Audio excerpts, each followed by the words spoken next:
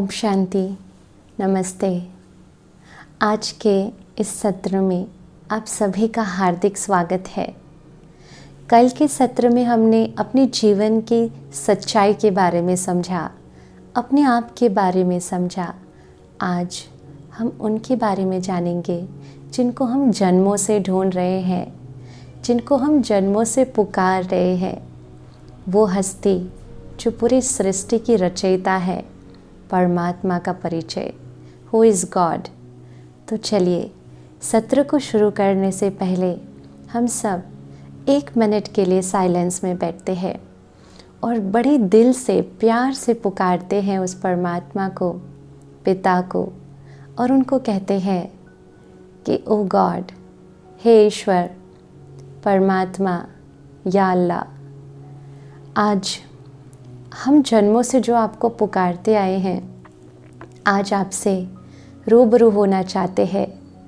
और ऐसा हो नहीं सकता कि जिनके विषय में हम आज बात करें, जिनका परिचय मैं आपको दूं और वो हाजिर ना हो, वो ज़रूर हमारे पास हाजिर होगा। तो दिल से पहले उनका आह्वान करते हैं, फिर हम आगे बढ़ते हैं 1 मिनट के लिए बिल्कुल साइलेंस में। ऐ खुदा तू बता तेरा क्या नाम है, तू है रहता कहाँ, तेरा क्या काम है।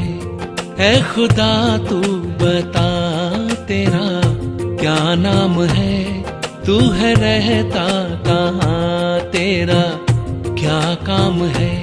क्या है तेरी हकीकत जो गुमनाम है, तुझ पे खुद को छुपाने का इल्जाम है। ओम शांति। हमने कल पिछले सत्र में हु एम आई, इस सत्र में हमने जाना कि हम कौन हैं, हम कहाँ से आए हैं। आज हम जानेंगे हम किसकी संतान है और वो कहाँ रहता और वो कौन है। आप देखिए, जब माता पिता घर में शादी की बात करते हैं बच्चों के साथ, अरेंज मैरिज की बात करते हैं, तो आजकल के बच्चे कहते हैं कि हम ऐसे व्यक्ति से शादी क्यों करें जिसको हम जानते ही नहीं हैं, जिसको हम पहचानते ही नहीं, जिसके बारे में हमने कभी कुछ सुना नहीं है। ऐसे व्यक्ति के साथ शादी क्यों करें? क्यों ना उससे शादी करें जिसको हम काफ़ी समय से जानते हैं और जिसके साथ एक स्नेह का संबंध भी जुड़ गया है। ऐसा कहते हैं ना बच्चे। बिल्कुल वैसे मैं यही कहूँगी कि जिस परमात्मा को हम जानते ही नहीं हैं, उसके साथ संबंध कैसे जुड़ पाएगा। जब एक बार उसको जान लिया कि वो कैसा है, कौन है, तो मैं समझती हूँ उसके प्यार और उसकी पालना के आगे इस सारे दुनिया का देधारी प्यार फीका पड़ जाएगा। तो शुरू करते हैं हु इज़ गॉड। परमात्मा की परिभाषा को लेकर हम देखते हैं आज पूरी दुनिया में इतने सारे मतांतर है, इतनी सारी मान्यताएं हैं कि मनुष्य मूंझ गया है कि हम किस बात पर विश्वास करें। कौन है भगवान, कौन है परमात्मा, कौन है वो ऑलमाइटी जिसको हम याद कर सके। बहुत मूंझ गया है। और परमात्मा के बारे में जितनी भी मान्यताएं हमें मिली है, वो या तो हमें धर्म से मिली है, या तो शिक्षा तंत्र से मिली है, या फिर संस्कृति से मिली है। परंतु वो मान्यता तक ही सीमित है। जरूरी नहीं है कि वो सारी मान्यताएं जो है वो संपूर्ण सत्य हो। लेकिन साथ साथ धर्म ने एक बहुत अच्छी मान्यता हमें दी, एक विश्वास दिलाया कि परमात्मा है। परंतु एक मान्यता और ऐसी भी दे दी कि वो एक ऐसी शक्ति है, ऐसी अथॉरिटी है जो इस पूरे संसार से ऊपर बैठकर इस पूरी सृष्टि को चला रहे हैं। तो एक जैसे कि दूरी आ गई परमात्मा के और हमारे बीच में। तो धर्म हमें मान्यता देता है, परंतु आध्यात्मिकता जो है वो हमें अनुभूति देता है और हम अनुभूति करने जा रहे हैं। ईश्वर के बारे में जब तक सही ज्ञान नहीं मिलता तो मनुष्य बस भटकता ही रहता है। और हम देख रहे हैं, भटक रहे हैं। किसी ने कहा यहाँ जाओ तो वहाँ चले जाते हैं, किसी ने कहा यहाँ जाओ तो वहाँ चले जाते हैं। है ना। तो जब तक सत्य ज्ञान परमात्मा का नहीं है तो मनुष्य भटकता रहेगा। किसी ने कहा कि प्रकृति ही परमात्मा है, किसी ने कह दिया आत्मा ही परमात्मा है, किसी ने कहा परमात्मा सर्वव्यापी है, किसी ने कहा परमात्मा निराकार है, किसी ने कह दिया परमात्मा साकार है। अरे इतना ही नहीं, कई लोग ऐसे भी देखे हैं जो कहते हैं कि परमात्मा जैसी कोई चीज़ ही नहीं है, अगर है तो दिखाइए। सबूत मांगते हैं परमात्मा की एग्जिस्टेंस का। तो ये हालत है आज सृष्टि की। अब जहाँ इतनी सारी मान्यताएं होंगी तो मनुष्य मूंझेगा कि नहीं? ऑब्वियसली मूंझेगा। क्या प्रकृति परमात्मा है? क्या आत्मा ही परमात्मा है? क्या परमात्मा सर्वव्यापी है? क्या ब्रह्म ही ईश्वर है? क्या परमात्मा निराकार है? क्या परमात्मा साकार है? किस बात को माना जाए? कौन सा सत्य है? या फिर सत्य कुछ और ही है जिसको आज तक हम समझे ही नहीं। यहाँ पर वो कहानी याद आती है। 5 सूरदास जी थे जिन्होंने कभी ये इतनी खूबसूरत दुनिया नहीं देखी थी। उनको एक हाथी घर में ले जाया गया और उनको कहा कि आप स्पर्श से पहचाने कि हाथी कैसा है और कैसा दिखता है।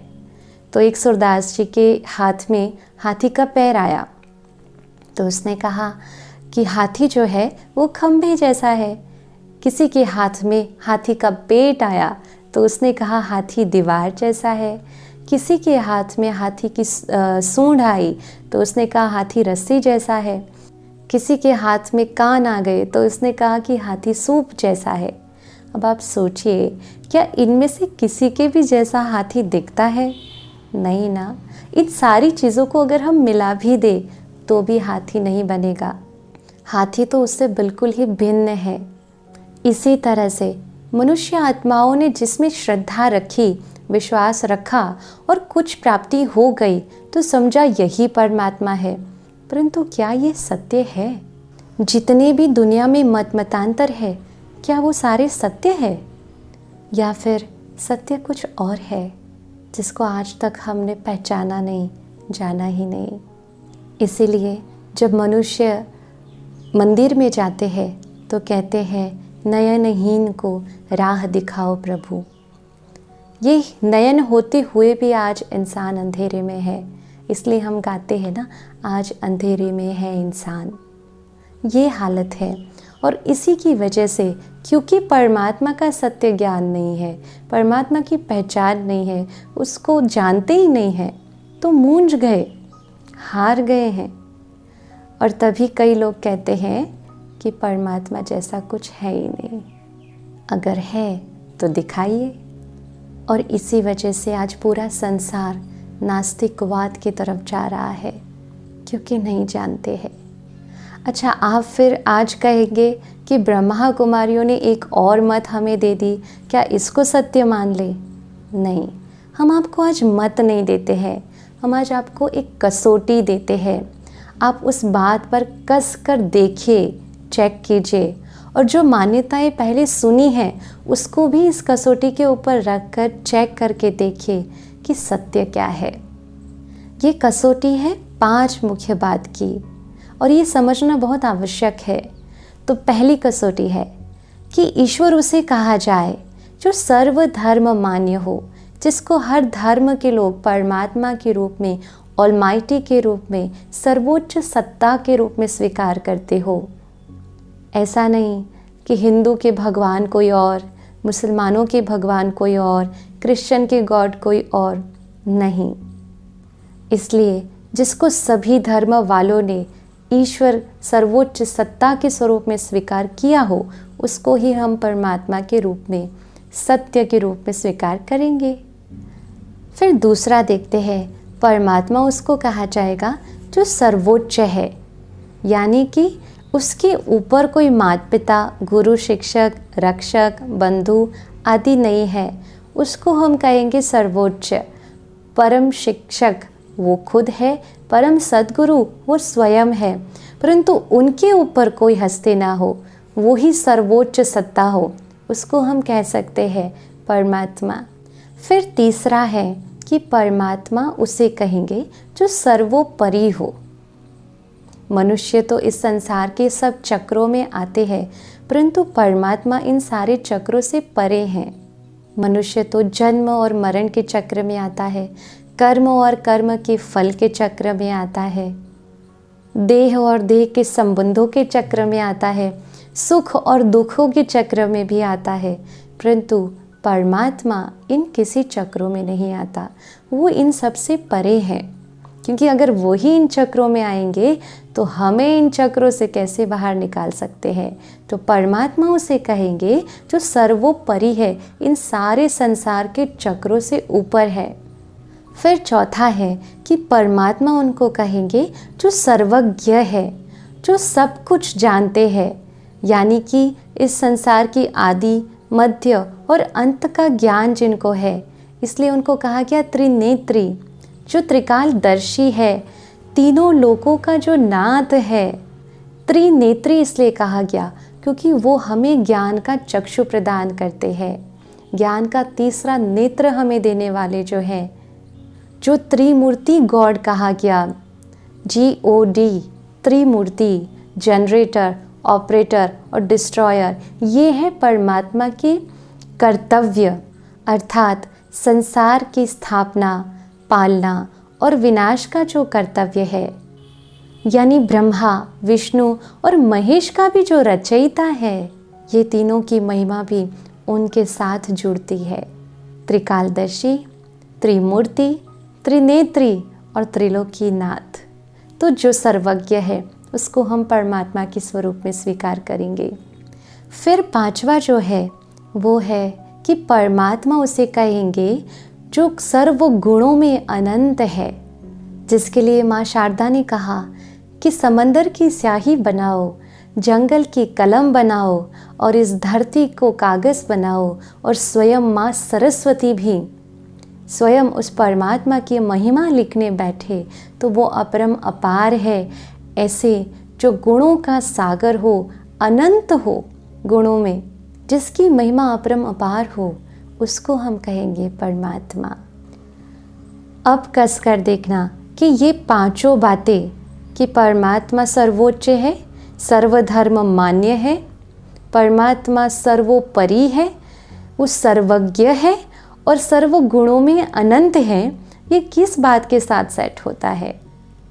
तो जब हम कहते हैं कि प्रकृति ही परमात्मा है, तो क्या इस मत के साथ ये पांचों बातें बैठती है?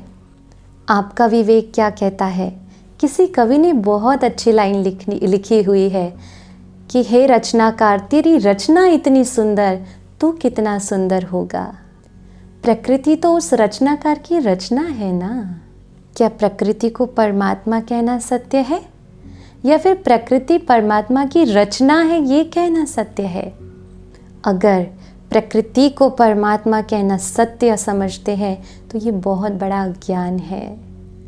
दूसरी मत अगर हम देखें जिसमें कहा कि आत्मा ही परमात्मा है, अगर आत्मा ही परमात्मा है तो हम मंदिर में जाकर ऐसा क्यों कहते हैं कि तुम मात पिता हम बालक तेरे, तुम्हारी कृपा से सुख घने रे? आत्मा ही परमात्मा कहना राइट है, या फिर आत्मा परमात्मा का बच्चा है, आत्मा परमात्मा की संतान है, ये कहना राइट है? क्या कहेंगे? आत्मा परमात्मा की संतान है, ये कहना राइट है ना? तो फिर आत्मा ही परमात्मा है ये कहना तो अज्ञान हो जाएगा, रॉन्ग हो जाएगा। अच्छा, कई लोग ऐसा कहते हैं कि अगर हम पुरुषार्थ करें तो हम परमात्मा बन जाएंगे। परमात्मा कोई डिग्री नहीं है जो हम हासिल कर ले कि किसी ने पुरुषार्थ किया और परमात्मा की डिग्री को हासिल कर लिया, ऐसा थोड़ी होता है। मनुष्य इस संसार में कुछ भी बन सकता है पुरुषार्थ करके, लेकिन क्या खुद का बाप खुद बन सकता है? नहीं बन सकता है। खुद का पिता कैसे बन सकता है? तो परमात्मा कैसे बन सकती है आत्मा? हाँ, पिता जैसे बन सकते हैं, परंतु स्वयं ही अपने पिता बन जाए, ये तो कहाँ की बात हुई? ऐसा तो पॉसिबल ही नहीं है। तो आत्मा परमात्मा नहीं बन जाती है, परंतु परमात्मा के जो गुण है वो अपने अंदर भरकर हम परमात्मा के जैसा बन सकते हैं, पिता के जैसा हम बन सकते हैं, परंतु खुद पिता बन जाए ये बात रॉन्ग है। हाँ, मनुष्य जैसा कर्म करता है वैसे उसको टाइटल्स मिलते हैं। जैसे कि बहुत अच्छा कर्म किया तो उसको हम महान आत्मा कहते हैं। जिसने बहुत सारे पुण्य कर्म किए उसको हम पुण्यात्मा कहते हैं। जिसने बहुत सारे धर्म के काम किए उसको धर्मात्मा कहेंगे। जिसने दैवी कर्म किए उसको हम देवात्मा कहते हैं। परंतु परमात्मा तो एक है ना, परमात्मा कोई डिग्री नहीं है जो मिले। तो पुण्यात्मा ही अनेक है, धर्मात्मा ही अनेक है, देवात्मा ही अनेक है। 33 करोड़ देवी देवताओं का गायन है, परंतु परमात्मा एक है। परमात्मा एक ऐसा कभी नहीं सुना, परमात्मा ये शब्द हम सुनते आए हैं। तो परमात्मा एक है। अच्छा, कई लोग कहते हैं कि जैसे सागर से बुदबुदा निकलता है और फिर सागर में ही जाकर समा जाता है, बिल्कुल वैसे ही आत्मा जैसे परमात्मा से निकलकर आई है और फिर अंत में आत्मा परमात्मा में लीन हो जाएगी, उसी में जाकर समा जाएगी। ये कहाँ तक का सत्य है? सागर से बुदबुदा निकला और सागर में समा गया तो फिर उस बुदबुदे का तो कोई अस्तित्व रहा ही नहीं। जबकि आत्मा के लिए तो हम कहते आए हैं कि आत्मा अजर, अमर और अविनाशी है, जिसका कभी विनाश नहीं होता, जो सदा शाश्वत है। अब जो सदा शाश्वत है, जिसका विनाश नहीं हो सकता, वो परमात्मा में समाए कैसे? अगर समा जाए तो फिर आत्मा का अस्तित्व ही समाप्त हो जाएगा, जबकि वो तो अजर, अमर, अविनाशी है। तो फिर सत्य क्या है? आत्मा परमात्मा कहना सत्य है या आत्मा परमात्मा की संतान कहना सत्य है? आत्मा परमात्मा की संतान कहना ही सत्य है ना, क्योंकि आत्मा परमात्मा कहना तो वो तो फिर अज्ञान हो जाएगा। फिर तीसरी मान्यता को हम लेते हैं, जब हम कहते हैं ब्रह्म ही ईश्वर है। अब ब्रह्म तो छठा तत्व है हम आत्माओं का और ईश्वर का अपना प्यारा घर, रहने का स्थान, जिसको हम ब्रह्म कहते हैं। ब्रह्म में रहने वाले को ईश्वर कहते हैं, ब्रह्म को ईश्वर नहीं कहते। जैसे कि एक मकान और मकान मालिक है, तो मकान को मकान मालिक नहीं कहेंगे, ऑनर नहीं कहेंगे, परंतु मकान मालिक जो उसमें रहने वाला है उसको उस मकान का मालिक कहेंगे। बिल्कुल वैसे ही ब्रह्म एक स्थान है रहने का हम आत्माओं का और परमात्मा का। तो परमात्मा जो उसका मालिक है वो ईश्वर है, ब्रह्म में रहने वाला। तो ब्रह्म तो एक स्थान हो गया रहने का, उसको हम कैसे ईश्वर कह सकते हैं? और तभी हम कई बार ये गाते भी हैं कि पार ब्रह्म में रहने वाला। इसका मतलब कि रहने वाला एक स्थान है ब्रह्म, जिसमें ईश्वर रहता है, हम आत्माएं रहती हैं। ब्रह्म को ईश्वर कहना तो यहाँ पे रॉन्ग हो जाता है। आप खुद स्वयं चेक कीजिए, एक एक बात को जो हम ले रहे हैं, आप स्वयं उस कसौटियों को चेक करते जाइए। फिर चौथा हम कहते हैं कि परमात्मा सर्वव्यापी है, यानी कि परमात्मा कण कण में है, हर जगह, इधर भी उधर भी, हर जगह परमात्मा है। तो क्या कूड़े कचरे में भी परमात्मा है? जब हमें कोई कहे कि ये मनुष्य तो जानवर जैसा है, तो ये कितनी अपमानजनक भाषा हो गई ना। और हम कहते हैं कि परमात्मा कण कण में है, यानी कि कूड़े कचरे में है, जानवर में भी है, आप में भी है, मेरे अंदर भी है। तो ये इतनी बड़ी हस्ती का, परम शक्ति का अपमान नहीं हुआ? हुआ ना। अगर मान लो कि चलो आप में और मेरे सबके अंदर ईश्वर है, परमात्मा है, तो फिर आज एक व्यक्ति दूसरे व्यक्ति का जब खून करता है तो ये कर्म किसका? आत्मा का या परमात्मा का? आत्मा का। अगर ये कर्म आत्मा का है तो फिर उस समय परमात्मा बैठकर क्या कर रहा था? तो जो परमात्मा है, जो हमारा पिता है, वो अगर हमारे अंदर या आसपास बैठा हुआ है, कण कण में है, तो आज एक व्यक्ति दूसरे व्यक्ति को मार रहा है, पीट रहा है, खून खराबी हो रही है, ये क्यों? क्या ईश्वर बैठकर देख रहा है? जबकि हम कहते हैं परमात्मा दया का सागर है, प्रेम का सागर है, शांति का सागर है, परंतु व्यक्ति जो काम कर रहा है उसमें तो ना दया दिख रही है, ना उसमें करुणा है, ना प्रेम है। ऐसे काम आज व्यक्ति कर रहा है, तो फिर महिमा कैसी? महिमा तो तब की जाती है ना जब वैसा कर्म किया जाए। अगर वो सब में बैठा हो और मनुष्य ऐसे गलत कार्य करते जाए, एक दूसरों को मारते जाए, तो फिर परमात्मा का अंदर बैठने का क्या काम? लेकिन जब हमें कोई भी व्यक्ति कुछ भी बताता है और हमें मालूम नहीं होता, तो हम क्या कहते हैं? पता नहीं भाई, ऊपर वाला जाने। अंडरलाइन, हम ये जवाब देते हैं कि पता नहीं, ऊपर वाला जाने, ऊपर वाला देखे, तुम क्यों चिंता करते हो, उसके ऊपर छोड़ दो। यानी कि परमात्मा कहीं ऊपर रहता है, ये बात सिद्ध होती है। उंगली भी जब जाती है तो ऊपर की ओर जाती है। हम कहते हैं ऊपर वाला जाने, और इसलिए हम गाते हैं ऊंचा तेरा नाम, ऊंचा तेरा काम और ऊंचा तेरा धाम। ऊंचे ते ऊंचा भगवान, जिसका धाम भी ऊंचा है। और तभी श्रीमद् भगवद गीता में परमात्मा ने कहा है, यदा यदा ही धर्मस्य ग्लानिर्भवति भारत अभ्युत्थानम अधर्मस्य तदात्मानं सृजाम्यहम्। यानी कि जब इस धरती पर पापाचार, अत्याचार, अनाचार, दुराचार बढ़ जाता है, तब मैं आता हूँ। तो वो कैसे आएगा? अगर वो यहीं पे है तो वो आएगा कहाँ से? और अगर वो यहाँ पर है, इस सृष्टि पर है, कण कण में है, तो आज संसार में इतना दुख क्यों है, अशांति क्यों है, इतना पापाचार क्यों है? अगर वो आप में, मेरे में, पूरे कण कण में समाया हुआ है तो जिस प्रकार प्रकृति में भी ये गुण होता है कि अपनी शक्तियों को ट्रांसफ़र करती है।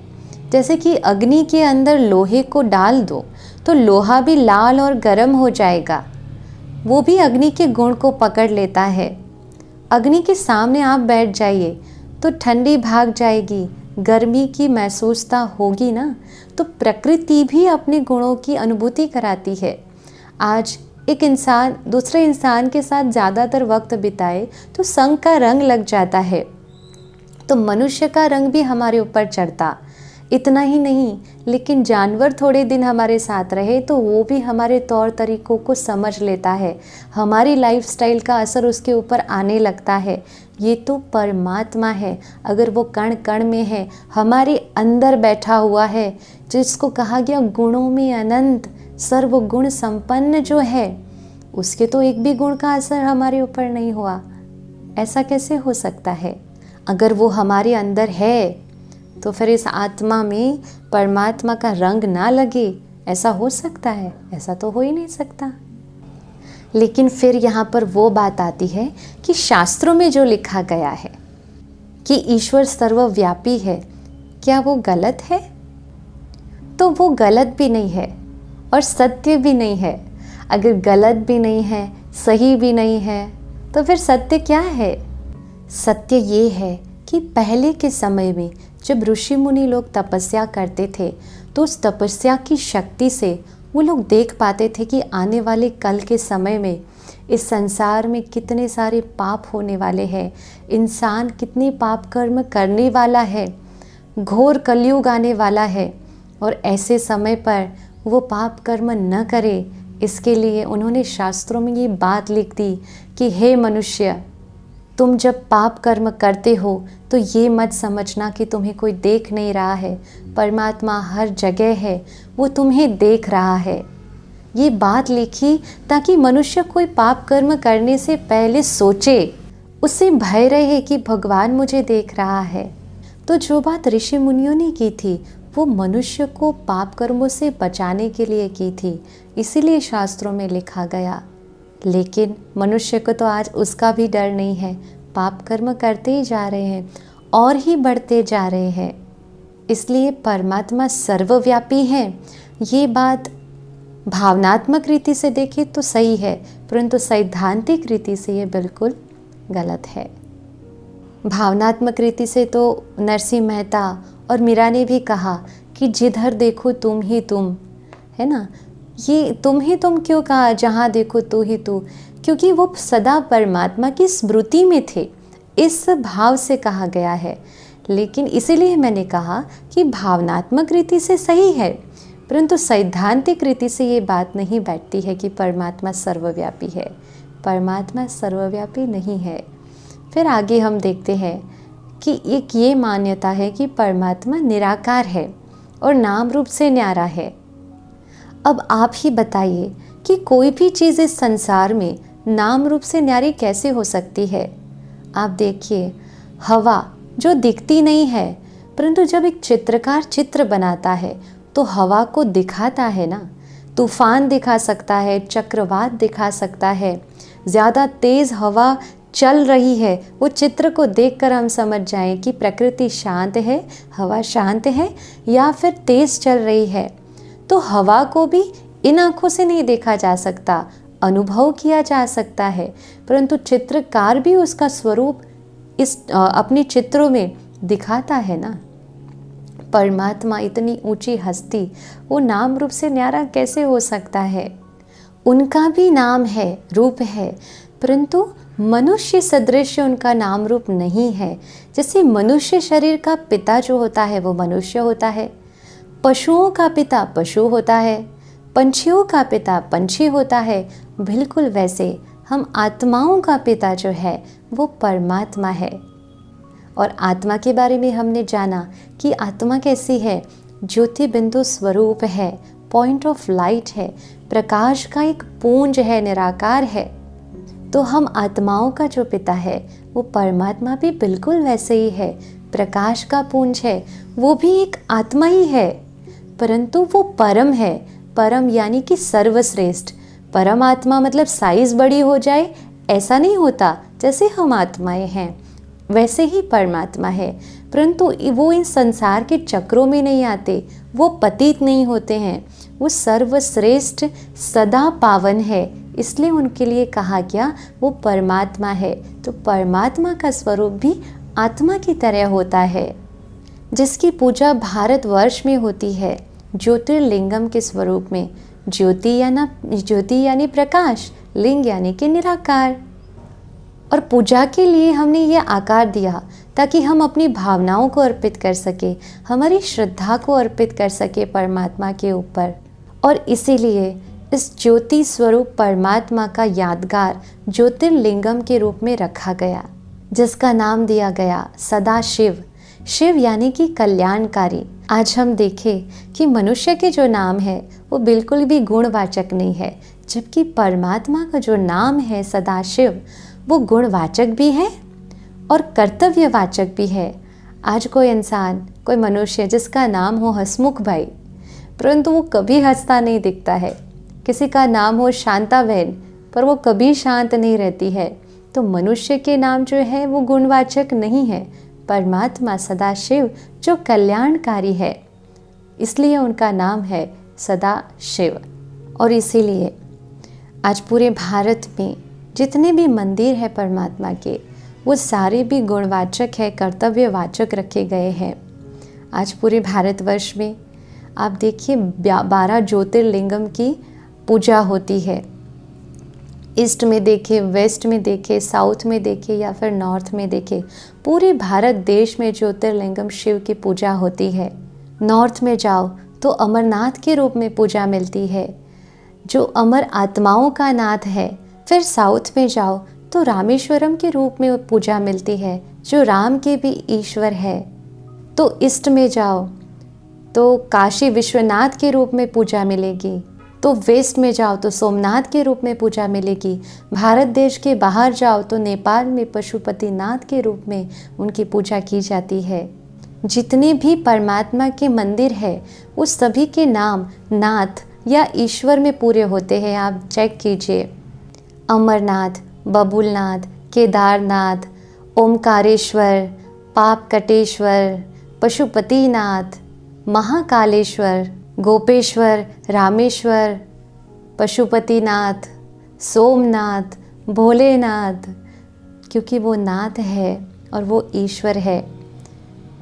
एक तरफ देखें कि भारत में देवी देवताओं की जो पूजा है वो स्टेट वाइज होती है, परंतु परमात्मा की पूजा है वो पूरे देश में, भारतवर्ष में होती है।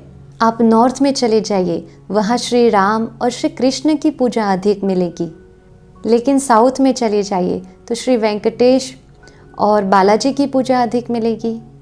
तो कलकत्ता तरफ जाओ तो माँ दुर्गा की पूजा ज़्यादा करते हैं, और गुजरात और महाराष्ट्र की तरफ देखें तो श्री गणेश की पूजा ज़्यादा होती है। तो देवताओं की पूजा जो है वो स्टेट वाइज होती है, परंतु परमात्मा की पूजा जो है वो हर जगह होती है। आप देखिए, छोटे से छोटा गांव भी होगा तो शिव मंदिर ज़रूर होगा उसमें। तो परमात्मा की पूजा सब करते हैं, इसलिए उनको कहते हैं देवों के देव महादेव, जिनकी पूजा स्वयं देवी देवताओं ने की। अब यहाँ पर सवाल उठता है कि अगर देवी देवताएं ही संपूर्ण थे, संपन्न थे, तो उन्होंने शिव की पूजा क्यों की? श्री राम ने रामेश्वरम में शिवलिंग की स्थापना करके शिव की आराधना की, पूजा अर्चना की। अगर श्री राम सर्वोच्च सत्ता थे तो उनको पूजा अर्चना करने की क्यों ज़रूरत पड़ी? वैसे ही श्री कृष्ण ने स्थानेश्वरम में शिव की पूजा और अर्चना की।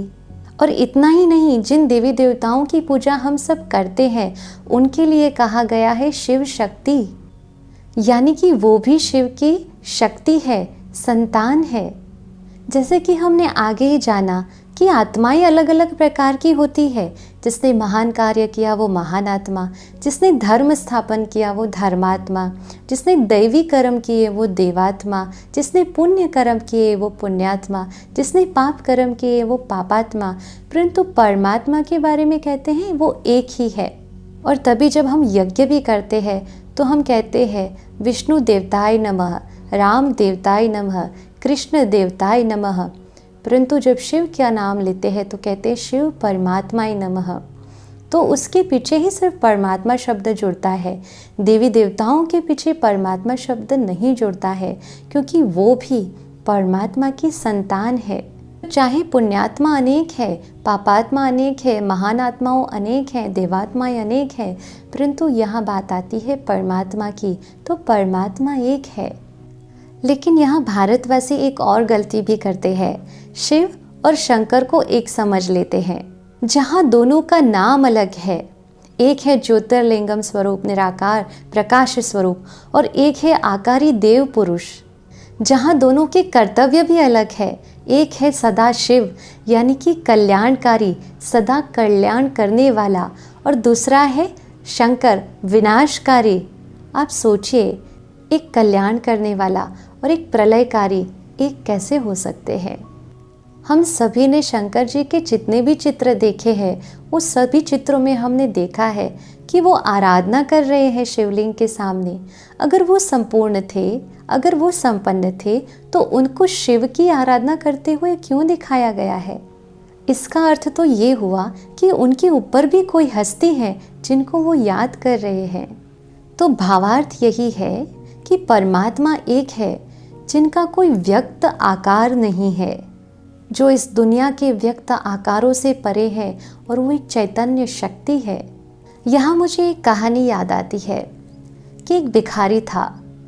वो रोज़ राजा के पास भीख मांगने जाता था और राजा बहुत दयालु था। वो अपने राज्य के ज़रूरतमंद लोगों को दान करता था सुबह सुबह। परंतु भिखारी को एक दिन बहुत मन में संकल्प चला कि ये राजा इतना सारा धन संपत्ति लाता कहाँ से है। तो ये प्रश्न उसके मन में चल रहा था, वो ये प्रश्न राजा से पूछना चाहता था। तो दूसरे ही दिन वो सूर्योदय से पहले राजमहल के आगे जाकर खड़ा हो गया और द्वारपाल से कहने लगा कि मुझे राजा से मिलना है, मुझे कुछ विशेष बात उनसे पूछनी है। तो द्वारपाल ने कहा कि राजा तो अभी महल में नहीं है, वो सामने वाला जो हनुमान मंदिर है वो वहाँ पर गए हुए हैं पूजा अर्चना करने के लिए। तो फिर भिखारी जाता है हनुमान मंदिर में। वो बैठा हुआ होता है, देखता है कि राजा क्या कर रहा है। तो राजा हनुमान जी के आगे बैठकर प्रार्थना और याचना कर रहा था कि हे हनुमान जी, मुझे इतनी धन संपत्ति दो कि मैं अपनी प्रजाजनों को सुखी कर सकूं, उनको दे सकूं।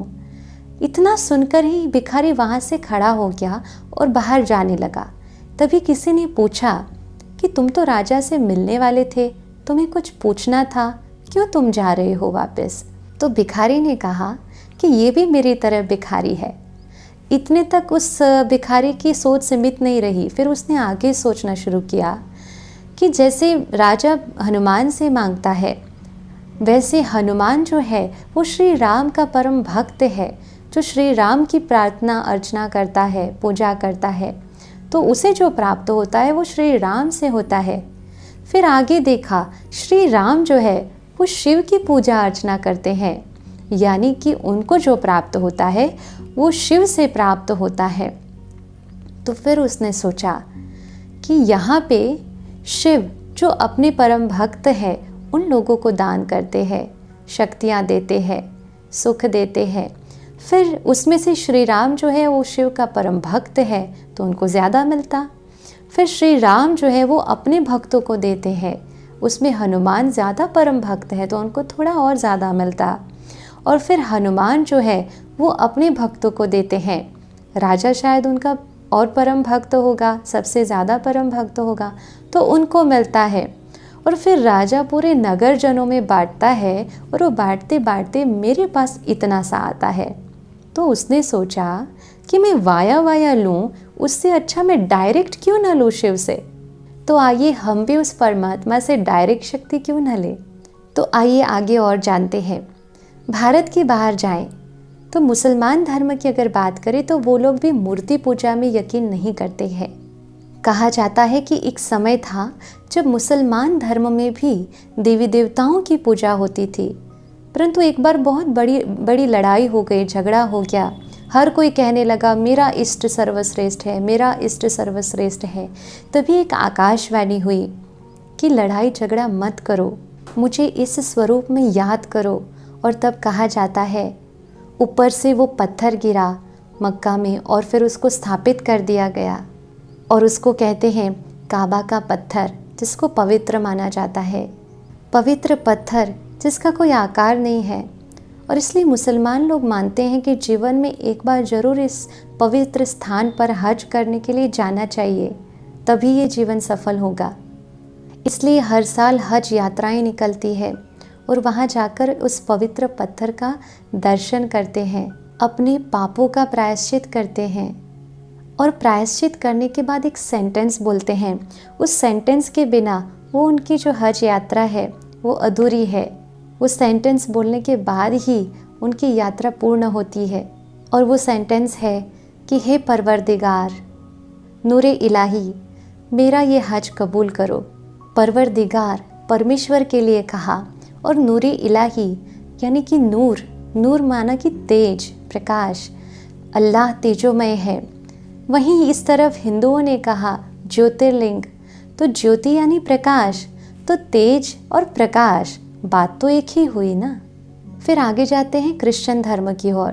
तो क्रिश्चियन धर्म में भी मूर्ति पूजा को नहीं मानते हैं। कहते हैं जब मोजेस माउंटेन पर गए थे तब उनको पत्थर पर 10 कमांडमेंट्स मिले थे और उस समय भी उन्होंने एक दिव्य प्रकाश का साक्षात्कार किया था, जिसको देखकर मूसा ने कहा जेहोवा यानी कि सुप्रीम लाइट। क्राइस्ट ने भी कभी अपने आप को गॉड नहीं कहा, उन्होंने हमेशा कहा I am the messenger of God, God is light. मैं तो बस पैगंबर हूँ परमात्मा का। और इसीलिए जब उनको क्रॉस पर चढ़ाया गया तो उन्होंने अंतिम प्रार्थना में यही कहा कि हे भगवान, हे प्रभु, इन लोगों को माफ़ कर देना, ये नहीं जानते हैं कि ये लोग क्या कर रहे हैं। तो ये हे प्रभु या ओ गॉड किसको कहा? आज भी अगर आप वेटिकन सिटी में चले जाओ तो वहाँ इस प्रकाश का एक सिंबल रखा गया है और हर चर्च में इसलिए वो लोग मोमबत्ती जलाते हैं और एक मोमबत्ती हमेशा बड़ी होती है, बाकी सब मोमबत्तियाँ छोटी छोटी होती है। जो बड़ी मोमबत्ती है वो परमात्मा का प्रतीक है और जो छोटी मोमबत्तियाँ है वो हम आत्माओं का प्रतीक है, जिसको क्रिश्चियनों ने लाइट कहा, मुसलमानों ने नूर कहा, हिंदुओं ने ज्योति कहा। बात तो एक ही है कि नहीं? आप ही सोचिए। और आगे जाए तो गुरु नानक जी ने तो स्पष्ट कहा कि एक ओमकार निराकार, निर्वैर, सतनाम, अकाल तख्त अजोनी। तो फिर महावीर स्वामी ने भी किसकी तपस्या की? आज भी जैनी लोग दिवाली के दिन महावीर स्वामी का निर्वाण दिन मनाते हैं। तो वो जब प्रार्थना करते हैं तो वो भी यही कहते हैं कि आपने जैसे शिवधाम की प्राप्ति की वैसी गति हमारी भी हो, ऐसी वो लोग प्रार्थना करते हैं। तो वो शिवधाम कौन सा है? ये शिव कौन है जिसके लिए ये जैनी लोग कहते हैं सिद्ध शिलापति? सिद्ध शिलापति यानी कि जो सर्वश्रेष्ठ है। और आगे देखें तो महात्मा बुद्ध ने किसकी तपस्या की? आप जापान में चले जाइए तो वहाँ शिंतोइज्म सेक्ट वाले जो बौद्धि लोग हैं वो लोग थाली में 3 फुट की ऊंचाई का और 3 ऊंचाई का एक लाल पत्थर रखते हैं और 3 फुट दूरी पे बैठकर उसकी पूजा अर्चना करते हैं। और वो बिल्कुल ही शिवलिंग के आकार का है जिसकी वो लोग पूजा करते हैं, यानी कि ध्यान करते हैं और सोचते हैं इनका ध्यान करने से हमें शांति प्राप्त होगी।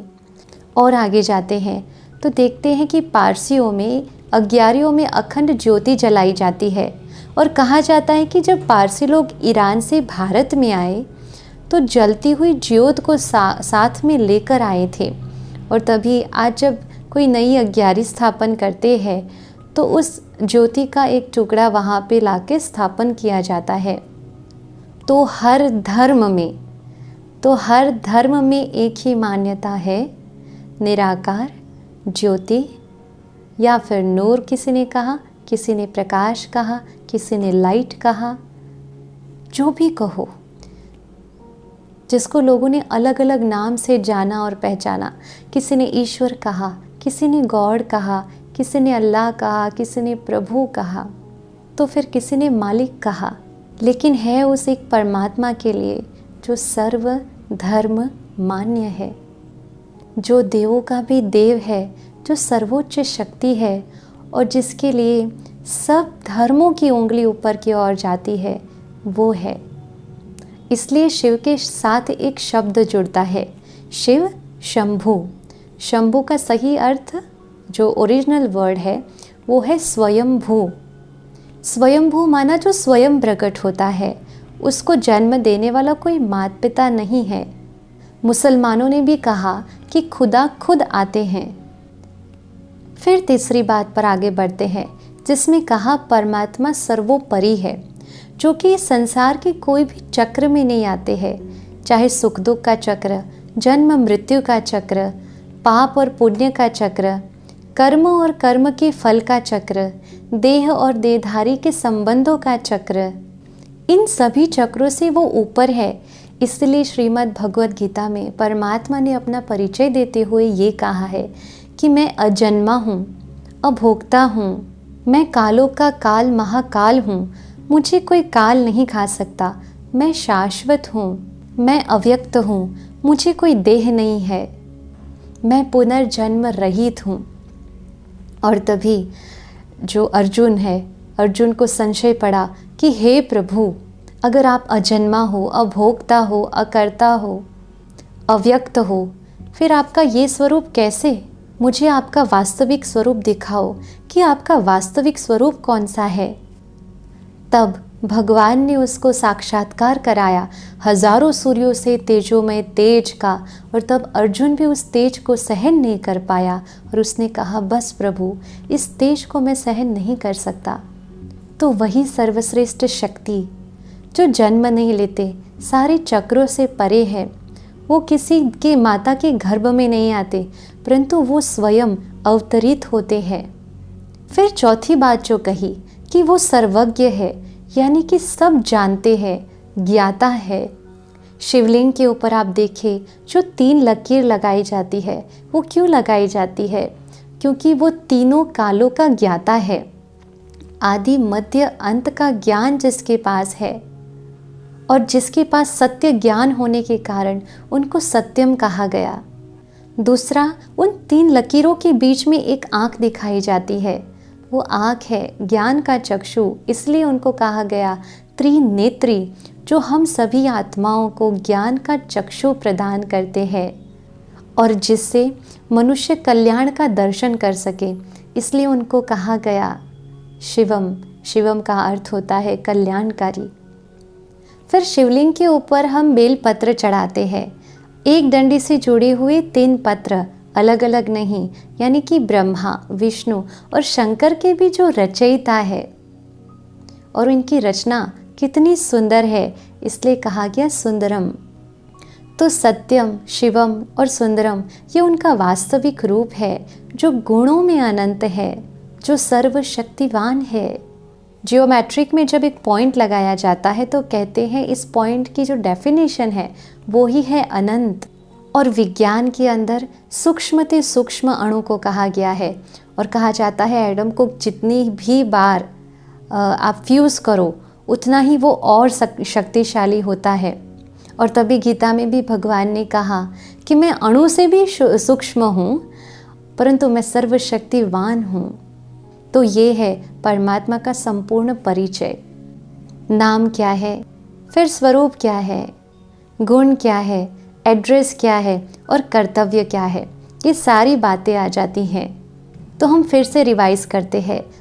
उनका नाम है सदाशिव, जेहोवा, अल्लाह या गॉड। फिर उनका स्वरूप है ज्योतिर्बिंदु स्वरूप, नूर, प्रकाश, लाइट।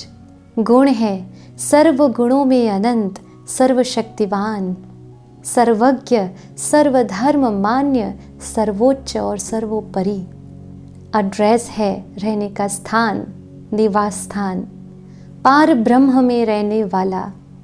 सचखंड कोई कहता रूहानी दुनिया, परम धाम, निर्वाण धाम, शांति धाम जिसको कहा गया।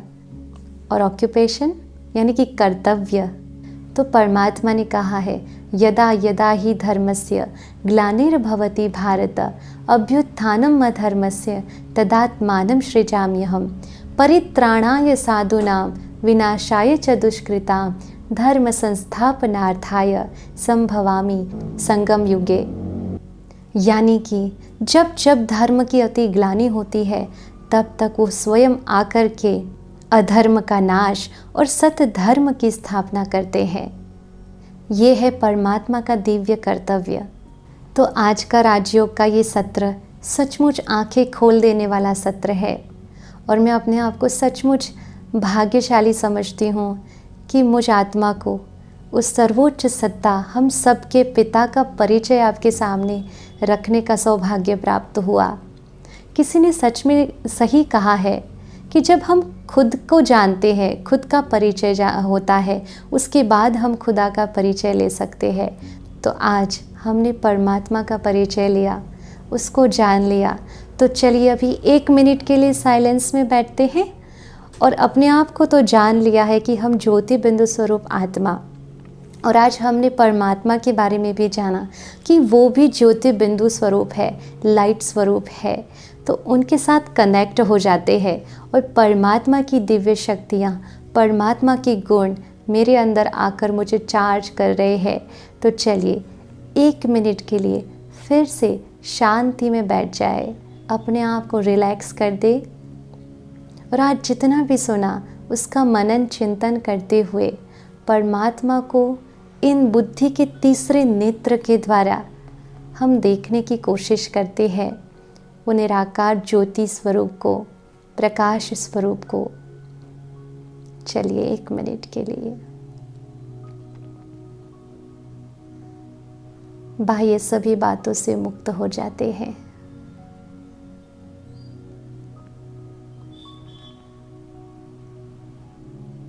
अपने आप को देखते हैं, मैं ज्योति बिंदु स्वरूप, पॉइंट ऑफ लाइट, भ्रुकुटी के मध्य में विराजमान आत्मा हूँ।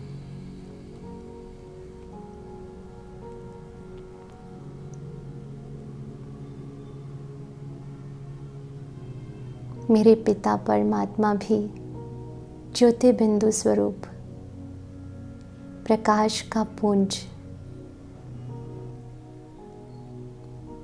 गुणों के सागर है।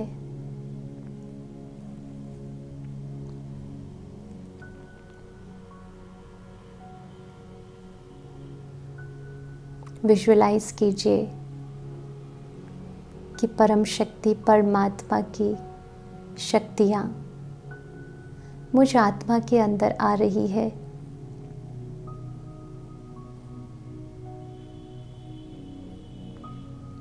मुझ आत्मा की बैटरी चार्ज हो रही है। परमात्मा का प्यार मेरे ऊपर बरस रहा है।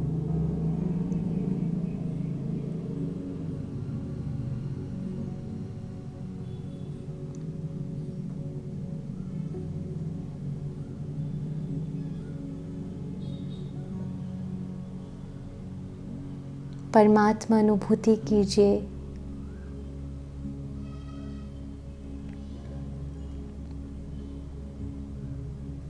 वो अपनी सहस्त्र किरणों से मुझ आत्मा के ऊपर एक छत्र छाया की तरह है।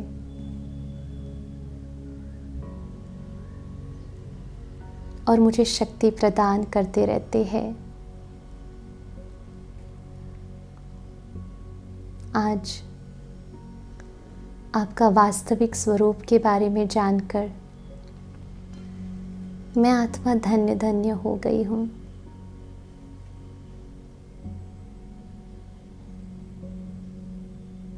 असीम शांति का अनुभव कीजिए।